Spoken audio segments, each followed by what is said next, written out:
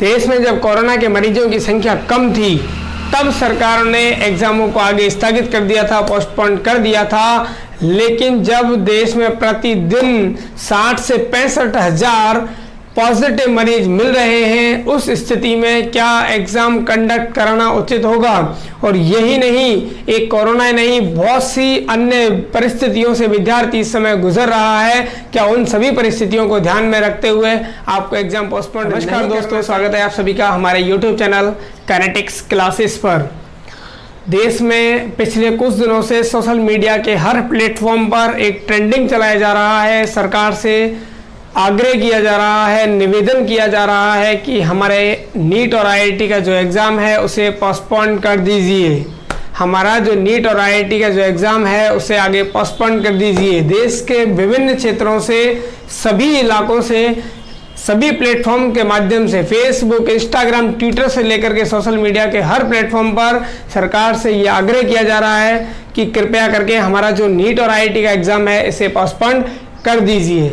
कहावत है, जान है तो जहान है, वही वाली कहावत को लेकर के सरकार से निवेदन किया जा रहा है कि जान रहेगी तो भविष्य बना लिया जाएगा।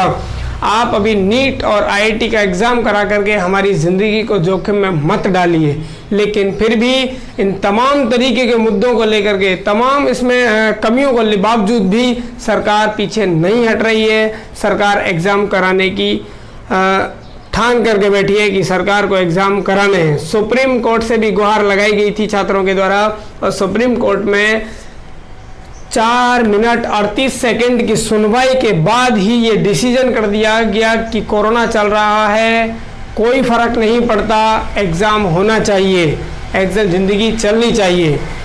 जब आप देश के स्कूल, कॉलेज और कोचिंग सेंटर सबको बंद कर रखा है, आपने सबको बंद किए हुए हैं, उस स्थिति में आप एग्ज़ाम कंडक्ट करा रहे हो, तो ये कहाँ तक उचित होगा? आप समझते हो कि तमाम तरीके की जो कोरोना से बचाव के उपाय हैं उनका पालन एग्ज़ाम सेंटर पर किया जाएगा। तो आपने कर्नाटक के अंदर जो एग्ज़ाम लिया था कॉमेडी के, उसमें सभी ने देखा हुआ है कि किस तरीके से कोरोना से जो बचाव के उपायों की धज्जियां उड़ाई गई थी।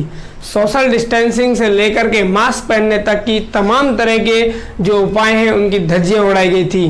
तो कैसे यकीन किया जाए कि यहाँ पर ये प्रॉब्लम क्रिएट नहीं होगी, जबकि यहाँ तो एग्ज़ाम देने वालों की संख्या भी बहुत ज़्यादा है।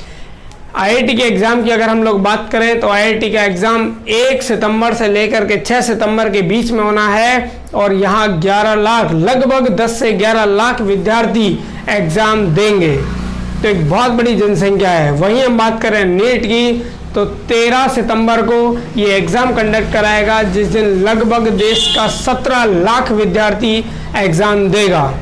17 लाख विद्यार्थी लगभग एग्ज़ाम देगा, तो एक बहुत बड़ी जनसंख्या होती है 17 लाख विद्यार्थियों की।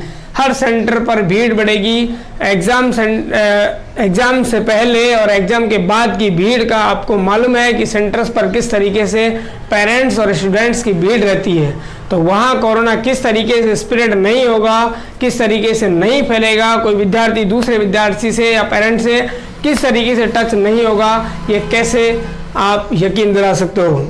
सब जानते हैं कि एग्ज़ाम सेंटर के बाहर की हकीकत सबको मालूम है, सरकारों को भी और हमको भी, लेकिन फिर भी सरकारों के कानों में जू तक नहीं रेंगती है। 60 लाख विद्यार्थियों ने लगभग उस ट्रेंडिंग में भाग लिया जिसमें उन्होंने कहा था कि कृपया करके हमारे एग्ज़ाम को पोस्टपोन कर दीजिए।